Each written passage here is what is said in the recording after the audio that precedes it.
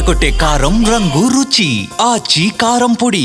మీరు రైతుల పక్షపాత, మీ మీ ప్రభుత్వ పక్షపాత? నేను రైతుల పక్షపాతి కావాలి అంటే, రైతులకి మేలు జరగాలంటే నేను ప్రభుత్వంతో సహకరించక తప్పదు. రైతుల కష్టాల్లో ఉన్నప్పుడు ప్రభుత్వం రైతుల కష్టాలు నేను చూడలేదని రైతులు చెప్పాలి, ప్రభుత్వ దృష్టికి తీసుకెళ్లాలి కదా. అవునండి, తీసుకెళ్ళలేదనేది తీసుకెళ్తున్నాను అనేది వాళ్ళకి తెలుసు. వాళ్ళ హ్యాపీ విత్ మీ. వినండి, అక్కడ ఇవ్వరని ఇస్తారు, వాళ్ళు అక్కడ ఉండరు. వాళ్ళకి ఇవ్వాల్సిన పెర్క్స్ లో ఎలవెన్స్ ఇవ్వరుగా ఒకసారి క్వార్టర్ ఇచ్చిన తర్వాత. అవును సార్, నాకేం చేస్తారు? ప్రజాస్వామ్యం వేస్టే కదా. ఎవరు అది వేరు, అది వేరంటే పర్సనల్ గా పెట్టుకుంటాడు బయట ఉండి. మనకేం ఎవరు సార్? ఎమ్మెల్యే.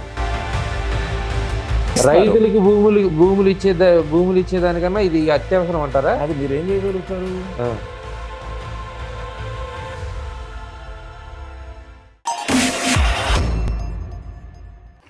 నమస్తే, తెలుగువానికి స్వాగతం. రాజధాని గ్రామాల్లో ఇప్పటికీ రైతులకి పూర్తి స్థాయిలో లబ్ధి చేకూరలేదనేటువంటి వాదన జరుగుతున్న నేపథ్యంలోనే మలి విడత ల్యాండ్ పూలింగ్ కూడా స్టార్ట్ అయింది. అయితే ఇప్పటికీ తమ ఫ్లాట్లు తమకు ఇస్తే తమకు మేలు చేసిన వాళ్ళు అవుతారని చెప్పేవాళ్ళు కొంతమంది అయితే, గ్రామాల్లో జరుగుతున్న లేకపోతే గ్రామాల్లో ఉన్నటువంటి సమస్యలను ఏకరువు పెట్టే రైతులు చాలామంది ఉన్నారు. ఈ నేపథ్యంలో అసలు ప్రభుత్వం రైతుల కోసం ఏం చేస్తుంది, రైతు సంఘాలు ఏం చేస్తున్నాయి తెలుసుకునే ప్రయత్నం చేద్దాం. మనతో సీనియర్ రాజకీయ నాయకులు, అదేవిధంగా రాజకీయ విశ్లేషకులు వెలగపూడి గోపాలకృష్ణ గారు ఉన్నారు. సార్ నమస్తే. ముఖ్యంగా రాజధాని ప్రాంతంలో ఇటీవల జరుగుతున్నటువంటి కొన్ని ఘటనలు, ఒక రైతు కూడా అనుకోని ఘటనలో చనిపోవడం జరిగింది. అది వివాదాస్పదం కూడా అయింది. సరే, ఆ విషయం పక్కన పెట్టేస్తే అసలు నిజంగా రాజధానిలో ఉన్నటువంటి రైతులకి ఇప్పటికీ 11 ఏళ్ళు అయినప్పటికి కూడా ప్రభుత్వం చేతికి పట్టాలు ఎందుకు ఇవ్వలేకపోతుంది, ఎందుకు వాళ్ళ భూములు వాళ్ళకి ఇవ్వలేకపోతుంది అనేటంటే ఏం చెప్తారు? ప్రభుత్వం పట్టాలు ఇవ్వకపోవటం అంటూ ఏముండదు. 98% వరకు పట్టాలు ఇచ్చారు. ఎటొచ్చి ఏంటంటే కొన్ని అవగాహన రాహిత్యం వల్ల అధికారులు కొంతమంది 4-5 తప్పులు జరిగినాయి. ఆ తప్పుల్ని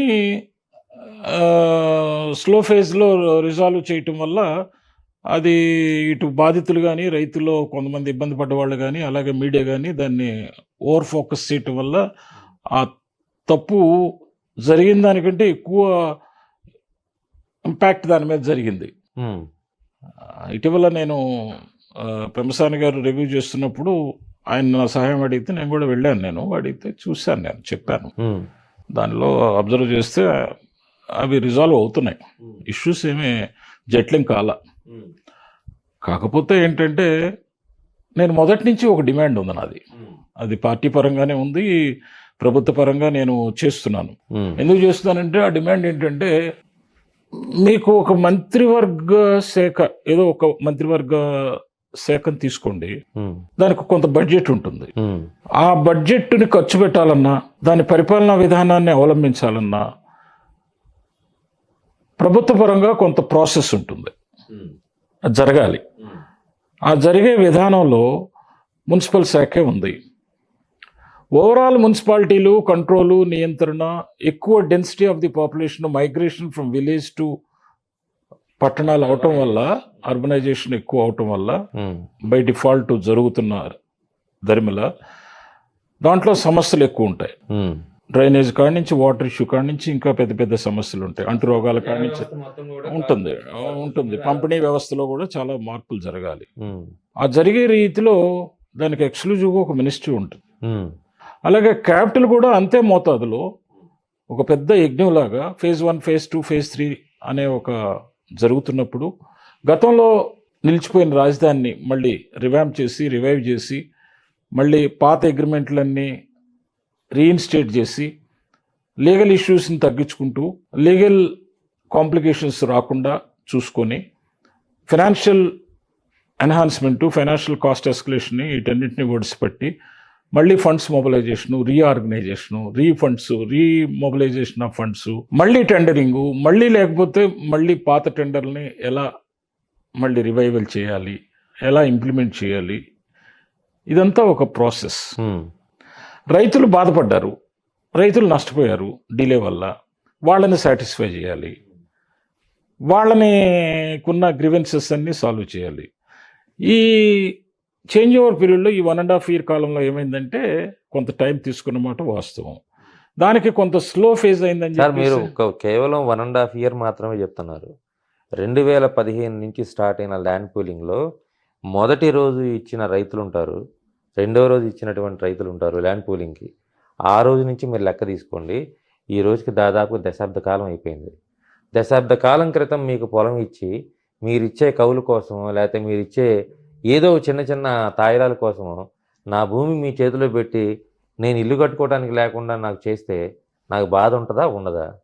మీ ఆలోచన పరిధి తప్పు పట్టను, కానీ ఆ పరిధిలో మీరు ఆలోచించిన రీతిలో మీరు వేసిన క్వశ్చన్లో ప్రభుత్వానికి కానీ పార్టీకి కానీ ఉన్న ఇబ్బందిని మీకు విప్పి చెప్పక తప్పదు.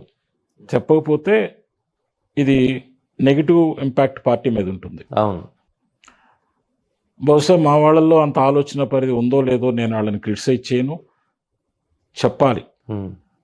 మీకు ఒక ఉదాహరణ చెప్తా.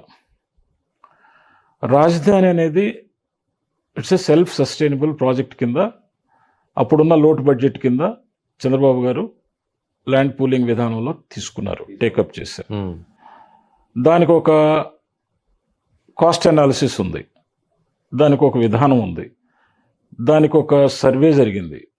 దాన్ని టేబుల్ మీద పెట్టిన తర్వాత ప్లాన్ ఆఫ్ యాక్షన్ ఎలా ఉండాలి, ఏ ఫెసిలిటీస్ ఉండాలి, ప్రభుత్వపరంగా ఏ ఫెసిలిటీస్ ఉండాలి, కమర్షియల్గా ఏ ఫెసిలిటీస్ ఉండాలి, డెవలప్మెంట్ మోడ్లో ఎలా తీసుకెళ్ళాలి, ప్రజలకి భవిష్యత్తులో కొన్ని దశాబ్దాల పాటు ఎలా ఉపయోగపడాలి, ఇవన్నిటినీ సంగ్రహంగా పరిశీలించేపటికి కొంత టైం ఫ్యాక్టర్ ఉంటుంది. మన దగ్గర అంత ఎక్స్పెక్టేషన్ ఉందా లేదా, లేకపోతే మనకి కాస్ట్ రిడక్షన్తో అంటే కాస్ట్ తగ్గించుకొని ఆ ఎక్స్పెక్టేషన్ని మనం ఎలా హైర్ చేసుకోవాలి, ఎలా ఓన్ చేసుకోవాలి, ఎలా తీసుకురావాలి, గ్రౌండ్లో ఎలా పనిచేయించాలి అనేది అదొక భాగం. దానికి కూడా నాయకుడికి కొంత సమయం పట్టింది. మనం తొందరపడినట్టు అది చాలా it's not a easy task, it's a helpless task. మీరు ఇతర రాష్ట్రాల్లో విడిపోయిన రాష్ట్రాలను చూసుకుంటే ఆ క్యాపిటల్స్ ఇంతవరకు దిక్కు దివానం లేకుండా ఇంకా కొట్టుమిట్టాడుతున్నాయి. మరి మీరు ఎలా చెప్పుకుంటున్నారు? మీరు ఎలా చెప్పుకున్నారు సార్ 3.5 ఏళ్లలో కట్టేస్తామని? వినండి వినండి, అదే సార్ నేను అడుగుతున్నా. వస్తున్నాను, తొందరపడకండి. మీరే చెప్తున్నారు తొందరపడకండి. మేము 3.5 ఏళ్లలో కడదామని ఆ సంవత్సరన్నర కాలం 14-15 స్పెండ్ చేసిన తర్వాత ఓ ప్లాన్ ఆఫ్ యాక్షన్ ఇచ్చాం. పొలిటికల్ దుష్ట శక్తులు కొన్ని జొరబడి మమ్మల్ని డెవలప్మెంట్ మొదలెట్టిన దాన్ని ఆపేశారు. వినండి, అది ఒక పీడకల, అది రాష్ట్ర ప్రజల యొక్క దౌర్భాగ్యం. నేను అసలు దాని గురించి వినండి, మీరు దాని గురించి మాట్లాడకపోయినా నేను చెప్పండి, హింట్ చేయాలి. చెప్పండి. అది అయిపోయింది. ఇక 19 వచ్చిన తర్వాత సర్వనాశనం అయిపోయింది. అది ఒక సంవత్సరం అక్కడ 14-19 మధ్యలో 1.5 year ఆ మీమాంసలో కొట్టుకున్నాం. ఇది ఒక 5 ఏళ్ళు, 6.5 సంవత్సరాలు. 6.5 సంవత్సరాల్లో నిలిచిపోయిన రాజధాని డెవలప్మెంట్ని మళ్ళీ 1.5 yearలో పట్టాలు ఎక్కించడం అంటే it is not a joke. అవును. మీరెవ్వరు కూడా మన ప్రజలకి ఏంటంటే దౌర్భాగ్యం, మీడియా పరంగా మా నాయకులు కూడా చెప్పుకోలేకపోతున్నారు, కానీ ఇట్స్ ఎ హెర్క్యులస్ టాస్క్ అండి. ఆయన నిద్ర మాని, తిండి మాని, ప్రజా సంబంధాలు మాని, పోలవరం అమరావతి రెండిటికి, అలాగే 6 ప్యాక్కి, ఈ 3 అంశాలని మీరు ఇందాక అడిగారు గత ఇంటర్వ్యూలో. వాళ్ళని ఇట్లా చేయట్లేదు, వీళ్ళని ఇట్లా చేయట్లేదు, వాళ్ళని పెంచారు. అది టైం దొరకలే ఆయనకి, పాపం ఇప్పుడు దొరుకుతుంది. వీటన్నిటిని ట్రాక్ మీద పెట్టేపాటికి చంద్రబాబు నాయుడు గారికి ఒక యజ్ఞం అయింది. ఇప్పుడు ఆ యజ్ఞ ఫలితాలని అనుభవించే టైము దగ్గర పడింది. అదొక పార్ట్. మీరు రైతులకి ప్లాట్లకి రోడ్లు వేయలేదు, ఇన్ఫ్రాస్ట్రక్చర్ ఇవ్వలేదు, వాళ్ళకి ఇవ్వాల్సిన పట్టాలు ఇవ్వలేదు అన్నారు మీరు. క్వశ్చన్ అది. యాజ్ పర్ డిజైన్ ఏమవుతుందంటే కొన్ని మెయిన్ రోడ్స్ ఉంటాయి, ఆ మెయిన్ రోడ్స్ నుంచి లింక్ రోడ్స్, సబ్ రోడ్స్ రైతుల ప్లాట్లకి లేఅవుట్స్కి వెళ్ళాలి. వర్క్ స్టార్ట్ చేసినప్పుడు ఇప్పుడు మనకున్న వర్షాకాలం పోయిన తర్వాత ఇప్పుడు ఈ శీతాకాలము, రేపు వేసవకాలం, ఇవన్నీ టెక్నికల్గా ఫైనాన్షియల్గా రివైవ్ చేసి లైన్లో పెట్టడానికి ఇప్పుడు దాకా టైం పట్టింది, గత 2 మాసాల క్రితం వరకు. ఇప్పుడు ఫాస్ట్ ట్రాక్లో వర్కులు అందుకున్నాయి. ఈ వర్షాకాలం పోయింది కాబట్టి ఈ అడపాదడపా పడే తుఫాన్లు ఇవి కూడా చవి చూసాం కాబట్టి, ఇంకా డిసెంబర్ అయిపోయింది కాబట్టి ఇంకా వస్తే మహా వస్తే మళ్ళీ 1-2 ఏదన్నా ఉపద్రవాలు, ప్రకృతి వైపరీత్యాలు వస్తే రావచ్చు. ఈ ఉన్న 5 మాసాల కాలాన్ని చక్కగా వినియోగించుకొని రోడ్స్ వరకు, డ్రైనేజెస్ వరకు, కేబుల్ వర్క్ వరకు పూర్తి చేస్తే అండర్ ది గ్రౌండ్ ఉన్న వర్క్ అంతా కంప్లీట్ చేయాలి. సూపర్ స్ట్రక్చర్ అనేది, స్ట్రక్చర్ నిర్మాణం అనేది ఏ విధమైన కట్టడాలైనా అది వర్షాకాలం కూడా పని సాగుతుంది. మీకు ఇంకోటి ఏంటంటే ఫౌండేషన్ వర్క్లు కానీ లేకపోతే సూపర్ స్ట్రక్చర్ కాని విషయాలు, అండర్ ది గ్రౌండ్ ఉండే విషయాలు కానీ అక్కడే ఎక్కువ సమయం పడుతుంది. అది మీ కంటికి కనపడదు. మీకు సివిల్ ఇంజనీరింగ్లో నాలెడ్జ్ ఉండి, మెకానికల్ ఇంజనీరింగ్లో నాలెడ్జ్ ఉండి, ఎలక్ట్రికల్ ఇంజనీరింగ్లో నాలెడ్జ్ ఉండి, శానిటేషన్లో, డ్రైనేజ్లో నాలెడ్జ్ ఉండి, వాటర్ సెక్టర్లో నాలెడ్జ్ ఉండి మీరు పరిశీలించి అక్కడికి వెళితే తప్ప ఎంత వర్క్ ప్రోగ్రెస్ అవుతుందనేది ఎవరికి తెలియదు. ఏదో అలా కంటికి చూసి పెరిగిన చెట్టుని చూసి వచ్చేద్దామంటే కుదరదు. I'm telling you very practical ground reality in the field. నేను అన్ని రకాలుగా నేను పని చేశాను, చూశాను, అనుభవించాను కాబట్టి నాకు ఇంత అవగాహన ఉంది. అక్కడికి వెళ్ళి చూస్తే అప్పుడు మీకు అర్థమవుతుంది. ఈ ఆల్ ఆఫ్ ఎ సడన్ ఈ 5-6 మాసాలు పూర్తి చేసిన తర్వాత లెగుస్తాయి 75% వర్క్స్ అబోవ్ గ్రౌండ్ లెగుస్తాయి. అప్పుడు చక్కచక్క పనులు జరుగుతాయి వర్షాకాలం కూడా. అప్పుడు ఏమవుతుందంటే మీకు ఆ కట్టడాలు ఎప్పుడైతే కనిపించినాయో, ఈ మెయిన్ రోడ్స్ ఎప్పుడైతే కంప్లీట్ అయినాయో, లింక్ రోడ్స్ రైతులకు ఇచ్చే పట్టాలకు కూడా వెళ్ళిపోతాయి.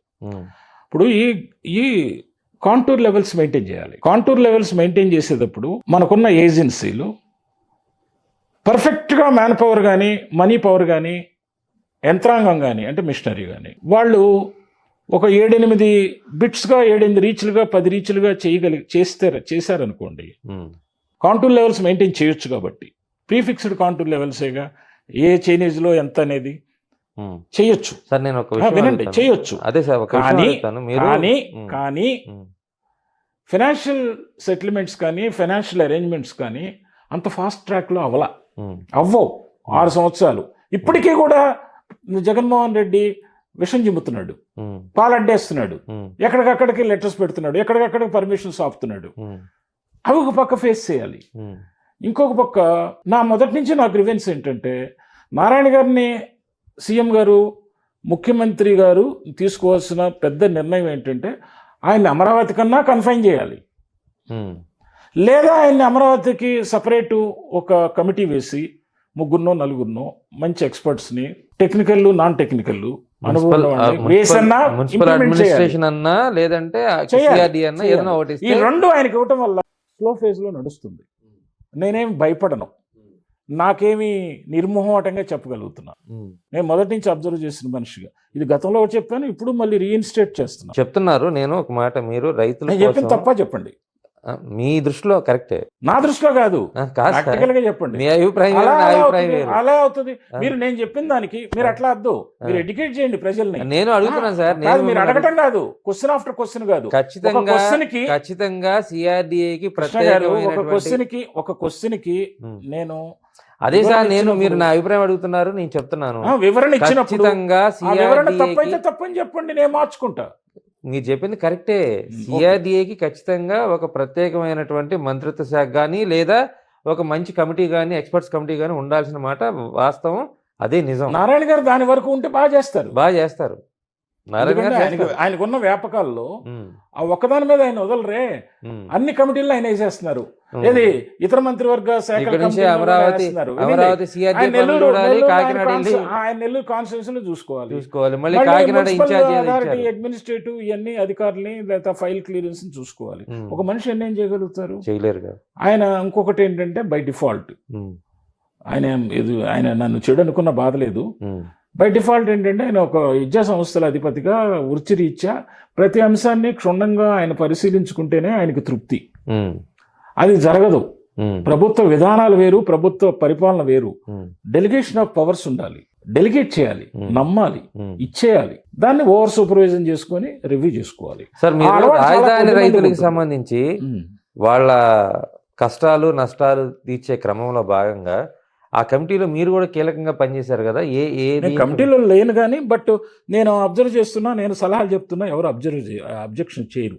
ఎందుకు చేయరంటే నేను ఏది చెప్పినా కానీ దానికి ప్రభుత్వానికి సానుకూలంగా సహాయపరంగా పార్టీకి అండదండలుగా నేను ఉంటాను.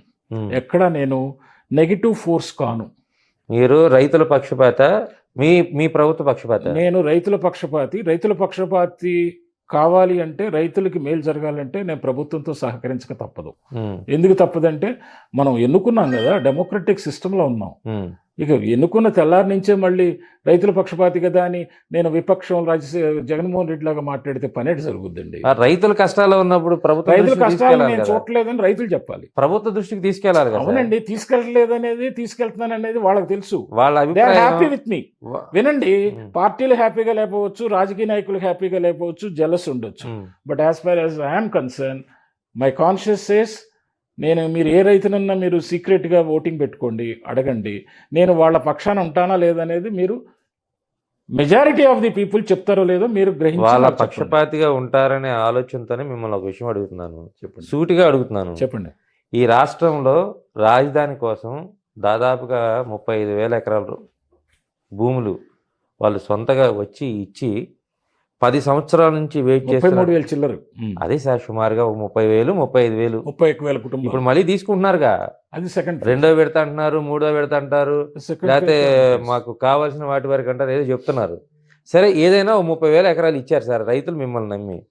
అలాంటి రైతులు ఫిజికల్గా ఫ్లాట్లు ఇవ్వకుండా మేము ఎమ్మెల్యేలకి క్వార్టర్స్ కట్టాం, మంత్రులకి క్వార్టర్స్ కట్టాం, ఐఏఎస్లకు క్వార్టర్స్ కట్టాం, ఐపీఎస్లకు కట్టామంటే వాళ్ళ భూమి ఒక సెంట్ అన్నా ఉందా సార్? అది ఒక సెంట్ అన్నా ఉందా వాళ్ళది? అది వినండి, అది కొంత డెవలప్మెంట్ మోడ్ చూపించే భాగంలో వినండి, ఆ విధంగా ఎక్స్ప్లెయిన్ చేస్తే ప్రజలకి డెవలప్మెంట్ జరిగింది అనేది అనుకుంటున్నారు. అది ప్రత్యేకించి నారాయణ గారు, కానీ అది కరెక్ట్ కాదు. నేను ఏకీభవిస్తాను మీతో. మీరు ఎంతమందికి జ్యుడిషియరీ కట్టినా, ఎమ్మెల్యేలు కట్టినా, ఎమ్మెల్సీలు కట్టినా, అధికారులు కట్టినా, చివరికి ఆరిజిన్ ఎక్కడి నుంచి వచ్చింది? భూమి అనే పదార్థం వచ్చింది రైతులు. అయితే ఆయన ఎక్స్ప్లెయిన్ చేసే విధానం నేను చెప్పాను ఇందాక, ప్రజలు కూడా సూపర్ స్ట్రక్చరే నమ్ముతారు, గ్రౌండ్ వర్క్ నమ్మరు. ఆయన గ్రౌండ్లో కూడా ఆయన ఏం చేయాలనంటే, అదే కదా ఇందాక చెప్పింది నారాయణ గారు తెలుసుకోవాల్సింది, ఇన్ని రాజధానికి ఇంత భూమి ఇచ్చారు, ఇంత భాగం డెవలప్మెంట్కి ఇన్ఫ్రాస్ట్రక్చర్కి వెళ్తుంది. ఈ ఇన్ఫ్రాస్ట్రక్చర్లో ఉన్న అంశాలు 1, 2, 3, 4, 5 ప్రయారిటీ అనేది ముందు పని ఎక్కడ జరుగుతుంది? రోడ్సు, డ్రైన్స్, కేబులింగు, ఎలక్ట్రిసిటీ, వాటరు జరుగుతుంది. దానికి కావాల్సిన ducts, cable ducts, water ducts, అలాగే డ్రైనేజ్ డక్ట్సు, అలాగే గ్రావిటీ మీద కానీ లేకపోతే కొన్ని చోట్లేమో బ్రిడ్జెస్, కొన్ని చోట్లేమో ఈ కాంటూర్ లెవెల్స్లో అండులెన్స్ లేకుండా రోడ్ ఫార్మేషను, చిన్న రోడ్లు, పెద్ద రోడ్లు, ఆ రోడ్లు వేసే విధానంలో కూడా లేయర్ వైజ్ వేయటం, ఏ మెటీరియల్ ఏ స్పెసిఫికేషన్ ఎలా వాడాలి, దానికి ఒక ఫేజ్ ఆఫ్ కన్స్ట్రక్షన్ ఉంటుంది సార్. వాటిని క్వాంటమ్ ఉంది, డిస్టెన్స్ ఉంది, నిడి ఉంది, పొడవు ఉంది, వెడల్పు ఉంది, అన్నీ ఉన్నాయి. నిడివి పొడవు అన్న ఒకటే కదా, అన్నీ ఉన్నాయి. వాటిని క్వాంటమైజ్ చేసి పర్సంటేజ్ పెట్టుకొని అక్కడి నుంచి ఆయన అనలైజేషను, ఎక్స్ప్లెనేషను మొదలెట్టాలి మీడియాకి. అలా రిలీజ్ చేయాలి వైట్ పేపరు. చేస్తే ఓహో ప్రతివాడికి సామాన్యుడికి కూడా అరటిపండు వలిసి నోట్లో పెట్టినట్టుగా వివరణ దొరుకుతుంది. అది కొంచెం ల్యాకింగ్. అంటే మరి పర్యవసానం ఎవరు అనుభవిస్తున్నారు? మేమే అనుభవిస్తున్నాం. లాస్ట్ టైం ఇదే పర్యవసానం అనుభవించారు. మేము అందరికీ ఇస్తాము కానీ భూములు ఇచ్చిన రైతులకు మాత్రం ఫ్లాట్లు ఇవ్వాలంటే లేట్ అవుతుంది అంటారు. పోవటం అనేది లేదు, లేట్ అవుతుంది ఇవ్వలేదనేది లేదు కాదు సార్, ఫిజికల్ గా అసలు లేట్ అనేది లేదు, జరుగుతుంది. అయితే ఆ సబ్ రోడ్స్ అన్ని దేనికి లింక్ అవ్వాలి? మెయిన్ రోడ్స్కి లింక్ అవ్వాలి.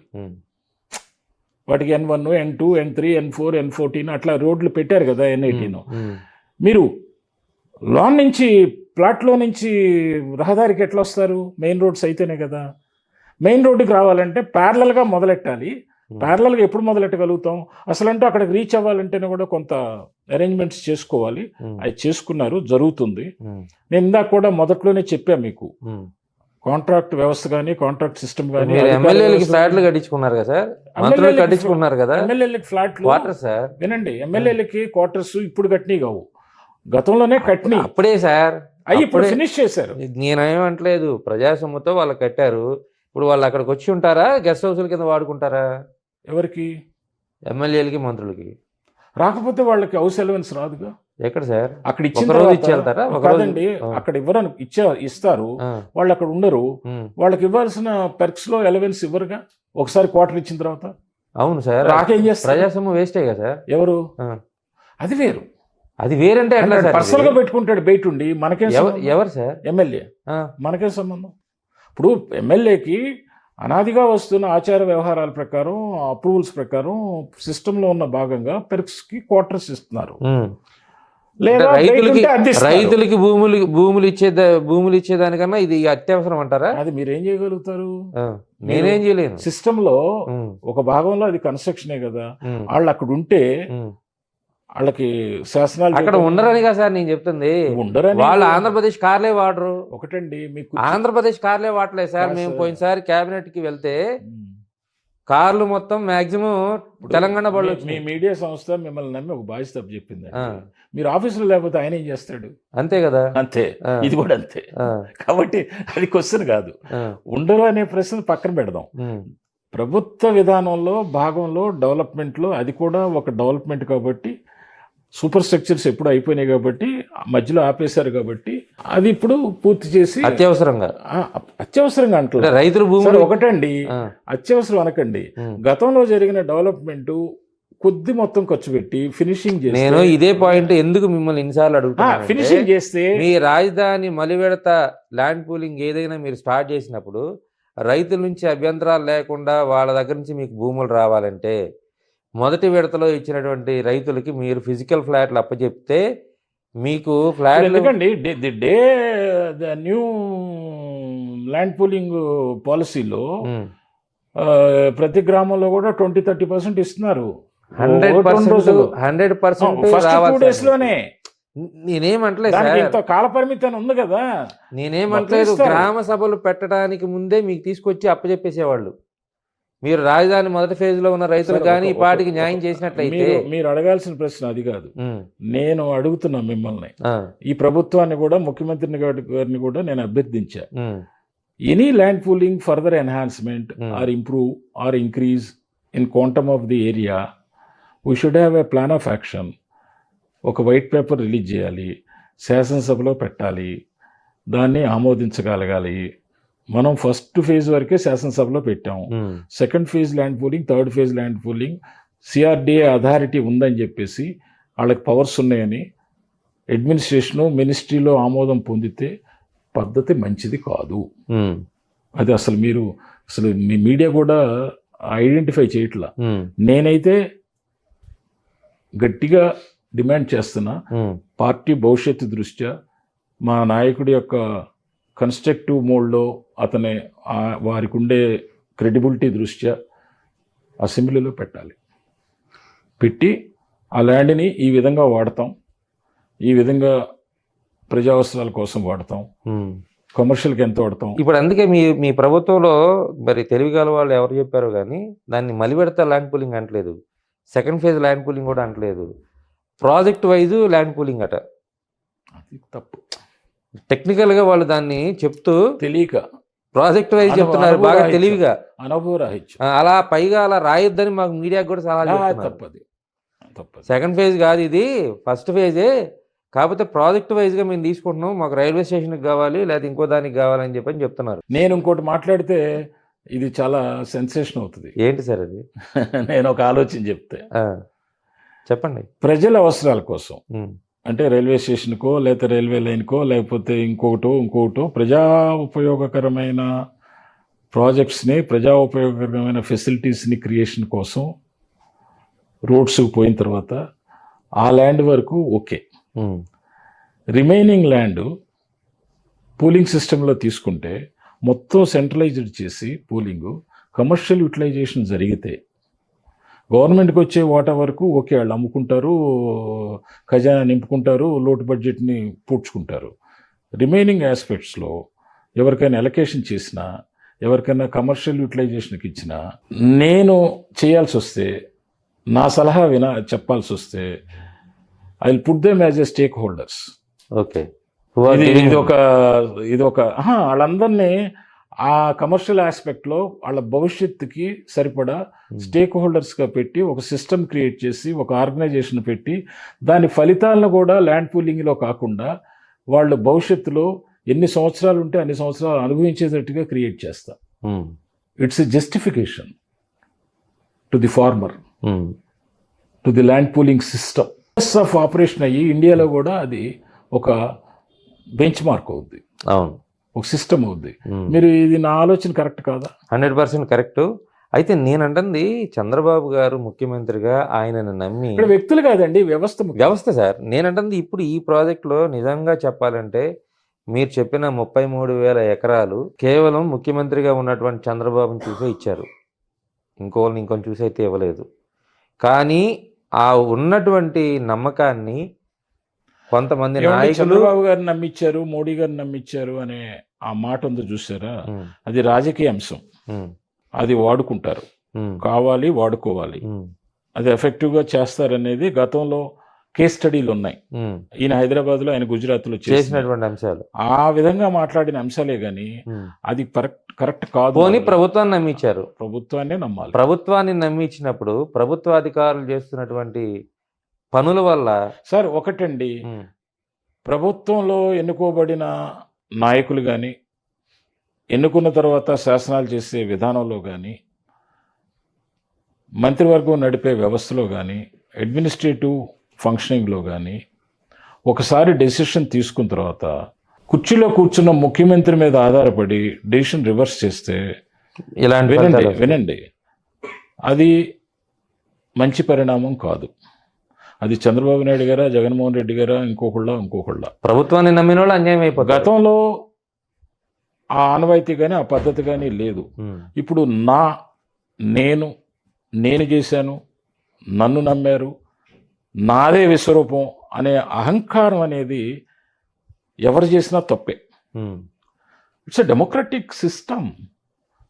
You are only representative for some time, till 5 years, another 5 years, or till re-election is conducted, whichever is earlier. Don't expect that you are a supreme. Mind set ఎప్పుడైతే పాలకుల్లో మార్పు వస్తుందో అప్పుడు కరెక్ట్గా పద్ధతి ఉంటుందండి. అది లేనంతకాలం ఈ దౌర్భాగ్యం ప్రజలకు తప్పదు. మరి ఎన్ని రోజుల్లో రాజధాని రైతులకి మేలు జరిగే అవకాశం కనిపిస్తుంది? ఇమ్మీడియట్గానే జరుగుతుంది. ఈ సీజన్లో మెయిన్ రోడ్స్కి, లింక్ రోడ్స్కి మొదలెట్టేస్తారు. ఇప్పుడు దానికి ఒక మైల్ స్టోన్స్ పెట్టారు. అంటే ప్లాట్లకి, చెదిరిపోయిన ప్లాట్లకి, చెరిగిపోయిన గుర్తులకి, హద్దులకి రాళ్ళు వేసి ప్లాట్లు ఐడెంటిఫికేషన్ వచ్చేటట్టుగా ప్లాట్ నెంబర్స్ వేసి చేయాలనేది, ఫిబ్రవరిలోపు చేయాలనేది ఒక మైల్ స్టోన్. గ్రామకంఠాల్లో డిపిఆర్లు సబ్మిట్ చేయాలనేది ఒక మైల్ స్టోన్. గ్రావిటీలో దాన్ని కాంటూర్ లెవెల్స్ ప్రకారం దాని డ్రైనేజ్ని, ముంపు ప్రాంతాలని, తర్వాత ఎక్కడికి మెయిన్ డ్రైనేజ్లో కలపడానికి, లేకపోతే అక్కడ శ్మశాన వాటికల్ని పునరుద్ధరించడానికి, లేకపోతే అక్కడ వాటర్ సిస్టమ్ని డెవలప్ చేయడానికి, అక్కడ స్కూల్స్ డెవలప్మెంట్కి ఆ గ్రామకంఠాల్లో అనేది ఒక ఆబ్జెక్టు. అది ఒకటి జరుగుతుంది. మూడో అంశం ఏంటంటే వాళ్ళకి ఇవ్వాల్సిన రోడ్ సౌకర్యాలు కానీ, విద్యుత్ సౌకర్యాలు కానీ, వాళ్ళకి ఇవ్వాల్సిన డ్రైనేజ్ సౌకర్యాలు కానీ, అలాగే కేబుల్ డక్ట్స్ కానీ, వీటిని చేయటం అనేది ఒక ఆబ్జెక్ట్. ఈ 4 భాగాల్ని శరవేగంతో పరిగెత్తించి బహుశా 5-6 నెలల్లో క్లోజ్ చేస్తారు. చేసిన తర్వాత వర్క్స్ మొదలవుతాయి. లెఫ్ట్ ఓవర్ వర్క్స్ నెక్స్ట్ సీజన్లోపు అయిపోతాయి. సార్, నేను ఈ విషయంలో మాత్రం మీ చెప్పిన సమాచారాన్ని వ్యతిరేకిస్తా. ఎట్లా? ఎందుకంటే దాదాపు 2 దశాబ్దాలు 3 దశాబ్దాలు డేటా ఇస్తా, ఇవ్వండి సార్, వినండి, ఇవ్వండి. నేను అడిగిన దాన్ని కూడా మీరు ఆన్సర్ చేయండి. 2 దశాబ్దాలు 3 దశాబ్దాలు కట్టాల్సినటువంటి రాజధానిని మీ ప్రభుత్వంలో ఉన్నటువంటి మంత్రులు అరిచేతిలో వైకుంఠం చూపిస్తున్నట్లుగా 3 ఏళ్ల కాలంలో అయిపోద్ది, 2.5 ఏళ్లలో పూర్తి చేస్తామని అబద్ధాలు చెప్తే అంటే ఒకటి రేపు పొద్దున ప్రజలు ఏ స్థాయిలో ఊహించుకుంటారు రాజధాని రాజధాని? కట్టడం అంటే ఏంటి? మరి మీరు మీ ఉద్దేశంలో రాజధాని రాజధాని కట్టడం అంటే ఏంటి? మీ ఉద్దేశంలో ఏంటి సార్? మా కమిట్మెంట్ ఏంటండి? మీరు సచివాలయం కమిట్మెంట్ కట్టాలనుకుంటున్నారా? అట్లా వదిలేయండి, కట్టడాలను పక్కన పెడదాం. మా కమిట్మెంట్ ఏంటి? మీరు వరల్డ్ క్లాస్ ల్యాండ్ పూలింగ్ లో కమిట్మెంట్ ఏంటి? మీరు వరల్డ్ క్లాస్ రాజధాని కడతామన్నదే క్వశ్చన్ చేస్తున్నా. అదే సార్ మా బాధ్యత ఏంటి? వినండి, మా బాధ్యత వరల్డ్ క్లాస్ రాజధాని కట్టడం. ఓకే, దట్ ఈస్ మీరు ఇచ్చిన that is object and slogan. మీరు ఇచ్చిన still we believe in it, still we implement. ఒకటి. రెండోది, ల్యాండ్ పూలింగ్ లో తీసుకున్న విధానంలో నిర్వర్తించాల్సిన బాధ్యత ఏంటి? ఇన్ఫ్రాస్ట్రక్చర్. మేము 3.5 సంవత్సరాల్లో ఇన్ఫ్రాస్ట్రక్చర్ నిర్మిస్తామని చెప్తున్నాం. ఏంటి? కాలువలు కట్టి డ్రైన్లు వేసి పైప్ లైన్ మేజర్ అండి. టౌన్ ప్లానింగ్ అనేది పెద్ద అంశం, మాస్టర్ ప్లాన్ అనేది పెద్ద అంశం. కానీ మీరు వినండి, మీరు విజయవాడ, గుంటూరు, లేకపోతే వివిధ పట్టణాలు, లేకపోతే ఇప్పుడు హైదరాబాదు. నేను ఒక క్వశ్చన్ వేస్తున్నాను మీకు. నవాబు గారు హైదరాబాద్ కట్టినప్పుడు ఎంతమంది జనాభా అక్కడ ఉన్నారు? ఆయన పెట్టిన డ్రైన్స్, ఆయన పెట్టిన నీటి సౌకర్యం, ఆయన పెట్టిన రోడ్లు విస్తరణ 46 లక్షల వరకు, 46 లక్షలు హైదరాబాదు జంట నగరాలు పెరిగే వరకు కూడా అబ్జర్వ్ చేసుకున్నాయి. ఎందుకు చేసుకున్నాయి? ఆ దూరదృష్టి. ఆ తర్వాత ఆటోమేటిక్గా మల్టిపుల్గా ఎప్పుడైతే ఐటీ సెక్టర్ విస్తరించిందో, లేకపోతే సెంట్రలైజ్డ్ ఆఫ్ అర్బనైజేషన్ పెరిగిందో, మైగ్రేషన్ ఫ్రమ్ విలేజెస్ వివిధ ప్రాంతాల నుంచి సెంట్రలైజ్డ్ వచ్చిందో, కోటి దాటిన తర్వాత అబ్జర్వ్ చేసుకోలేకపోయింది. దానికే చెన్నారెడ్డి గారు కూడా డ్రైనేజ్ వ్యవస్థని ప్రక్షాళన చేశారు. ఆ భాగంలోనే గుంటూరు, విజయవాడ కూడా అప్పుడు ఆయన ఉన్నప్పుడు డబ్బులు ఇచ్చారు. మళ్ళీ కూటమి ప్రభుత్వం వచ్చిన తర్వాత 2015లో వెంకయ్యనాయుడు గారు అర్బన్ మినిస్ట్రీ కింద అలొకేట్ చేశారు. ఎప్పుడు కూడా ఫ్యూచర్ ప్లాన్. ఇప్పుడు చంద్రబాబు నాయుడు గారు చేసేది వరల్డ్ క్లాస్ సిటీ అని ఎందుకు అంటున్నారు? రేపు ఎంత జనాభాకి పెరిగితే ఎన్ని దశాబ్దాల వరకు ఇవన్నీ మాస్టర్ ప్లాన్లో అబ్జర్వ్ చేసుకుంటే అనేది ముఖ్య భాగం. అది మీరు డెవలప్మెంట్ మోడ్ని, మోడస్ ఆఫ్ ఆపరేషన్ని, ఫీచర్ని, ఇన్ఫ్రా క్రియేషన్ని ఆలోచించి మాట్లాడండి. అదే సార్, అదే చంద్రబాబు నాయుడు గారి యొక్క గొప్పతనం. అదే ఆలోచించే నేను అడుగుతున్నాను సార్. మీరు 1,00,000 ఎకరాల విస్తీర్ణంలో వరల్డ్ క్లాస్ క్యాపిటల్ కట్టండి. దానికి ఆంధ్రప్రదేశ్ పౌరులు ఖచ్చితంగా సలహాలు ఇస్తారు, స్వాగతిస్తారు. కానీ మీరు ఏం చెప్తున్నారు? ఇప్పుడు మీరు చెప్పిన దాని ప్రకారం ప్రజలు ఏం ఊహించుకుంటున్నారంటే 3 ఏళ్లలో ఇక్కడ మరో సింగపూర్ రాబోతుంది అని ఊహించుకుంటున్నారు. నిజంగా మీరు క్షేత్రస్థాయిలో అలాగే చెప్తున్నారు. ఫస్ట్ ల్యాండ్ పూలింగ్ లో వచ్చే 3.5 సంవత్సరాల కాలంలో పూర్తి చేస్తామని చెప్తున్నాం ఇన్ఫ్రాస్ట్రక్చర్. ఇక బిల్డింగ్స్ లేపటం అంటారా? ప్రభుత్వాలు వాటి డిపార్ట్మెంట్స్ అవి కట్టుకుంటాయి. ల్యాండ్ ఎవరికైతే అలొకేషన్ చేశారో, కొనుక్కున్నారో వాళ్ళు చేసుకుంటారు. రైతుల డెవలప్మెంట్ వాళ్ళ యొక్క పరిధిలో వాళ్ళు డెవలప్ చేసుకుంటారు, అంతే. అయితే రాబోయే 3 ఏళ్ల కాలంలో, 3 ఏళ్ల తర్వాత సూపర్ స్ట్రక్చర్ క్యాపిటల్ అనేది స్టార్ట్ అవుతుంది. అది మీరు చెప్పిన సారాంశం. 3 ఏళ్ల తర్వాత అవదు. ఈ సీజన్ నెక్స్ట్. అదే సార్, సుమారుగా 2 ఇయర్స్. 2 ఇయర్స్ కాదు, ఈ సీజన్ అయిపోయింది కదా, రేపు మేకి అయిపోతుంది, జూన్ వస్తుంది. తర్వాత మళ్ళీ ఇంకొక సీజన్. ఈ 2 సీజన్లో మాత్రం సూపర్ స్ట్రక్చర్కి వచ్చేస్తాయి. ఆ తర్వాత 1 ఇయర్లో సూపర్ స్ట్రక్చర్ లెగుస్తాయి. అది అప్పుడున్న పరిస్థితులు, వెదర్ కండిషన్స్, ఫైనాన్షియల్ కండిషన్స్ అప్పుడే ఉండవు.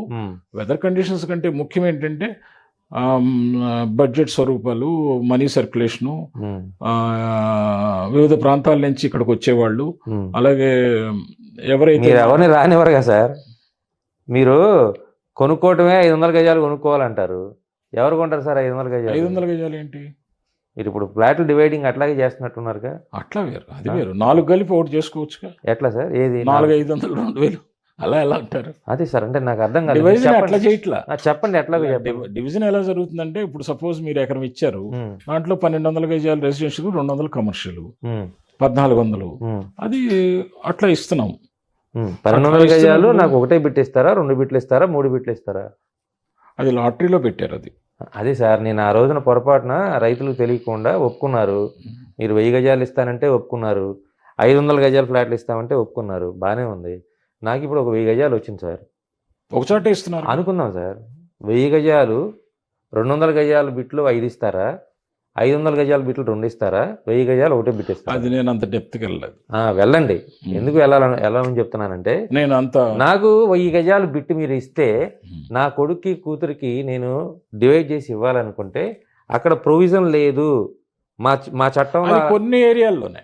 ఎక్కడ సార్? అంటే అక్కడ ల్యాండ్ సపోజ్ ఒక పాకెట్ గుర్తించారనుకోండి, లాటరీ వేసిన తర్వాత సీక్వెన్స్లో వస్తాయి కొంతమందికి, ఎవరో ఇద్దరు ముగ్గురు మిగిలిపోతారు.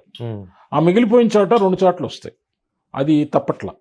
అంతేగాని అన్ని చోట్ల అలా అన్ని ప్లాట్లు ఒకసారి దాన్ని వెరిఫై చేయండి. I'm aware of it.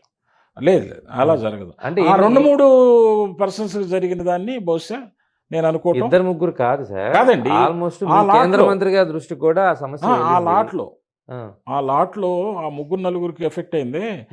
వాళ్ళకి న్యాయం చేయాలని అంటే కుదరలేదు, దాన్ని ఏదో వర్కౌట్ చేస్తున్నారు. అంటే నేను అంటుంది 500 గజాల బిట్ని కొనేవాళ్ళు ఎవరుంటారు? రెసిడెన్షియల్ మామూలుగా రెసిడెన్షియల్ ప్లాట్ల డివిజన్ 500 గజాలు ఏమీ వేయలేదు. మేము ఎట్లా ఇస్తాం? అది ఇప్పుడు సపోజ్ మీకు 2000 గజాలు ఒక చాటు వచ్చింది, we can't divide it, that is up to you. Government ఏం చేయదు. మేము చేసుకోవచ్చా? మీరు చేసుకోవచ్చు, అట్లా పార్టీషన్ చేసి మీరు చేసుకోండి. మీకు ఇంటర్నల్ గా మీరు మినిమం మీ పర్మిషన్స్ కి మీ బిల్డింగ్ కట్టుకోవాలంటే మీరు ఎలా అనుకూలంగా ఉంటే అలా చేసుకోవచ్చు, సిఆర్డిఏ నామ్స్ ప్రకారం. అంతే. అది చర్చ జరుగుతుంది, యూనివర్సల్ ఇంపాక్ట్. అది చర్చ జరుగుతుంది. అయితే దానికి కూడా FSI నామ్స్ వాళ్ళు రైతులు ఏమడిగారంటే మీటింగ్ లో, FSI నామ్స్ అందరికీ కాకుండా మాకు కొంచెం రిలాక్స్ చేయండి అన్నారు. ఈ ఇష్యూ ఉందనే, ఏది అమరావతి ప్రాంతంలో దాన్ని చేయాలని అంటే ఇందాక నేను చెప్పానే, అది మళ్ళీ దాన్ని యాక్ట్లో అమెండ్ చేయాలి. యాక్ట్లో అమెండ్ చేయాలంటే ఆటోమేటిక్గా CRDA నామ్స్ ని మార్చుకోవాలి. అది మినిస్ట్రీ ద్వారా మారుస్తారా, లేకపోతే కేబినెట్ ద్వారా మారుస్తారా, లేకపోతే CRDA అథారిటీలో పెడతారా, లేదంటే అసెంబ్లీలో పెడతారా అనేది ఒక ఇంపార్టెంట్ ఇష్యూ. ఏదైనా మార్చాలి కదా సార్? మార్చాలి, మారుస్తానికి ప్రయత్నం చేస్తున్నారు. అది ఎంతవరకు సక్సెస్ అవుతుంది? మళ్ళీ వాళ్ళకి FSI పెంచితే మళ్ళీ ఇతర ప్రాంతం వాళ్ళు కోర్టుకు వెళ్ళి మాకెందుకు పెంచాలి, లీగల్ సమస్యలు, లీగల్ ఇష్యూస్ వస్తాయి. మొత్తంగా రాజధాని గ్రామాల్లో ఉన్నటువంటి రైతులకు రాబోయే రోజుల్లో ఒక మంచి భవిష్యత్ అయితే సుఖప్రదమైన రోజులు వస్తాయి, శుభప్రదమైన రోజులు వస్తాయని చెప్తున్నారు. అదే విధంగా రాబోయే 2 ఏళ్లలో, అంటే రాబోయే సీజన్లో రాజధాని సూపర్ స్ట్రక్చర్ అనేది నిర్మాణం ప్రారంభమవుతుంది. ఆ తర్వాత అనుకోని విధంగా, ఊహించని విధంగా రాజధాని నిర్మాణం వేగం పెరుగుతుంది అనేది వెలగపూడి గోపాలకృష్ణ గారు చెప్తున్నారు.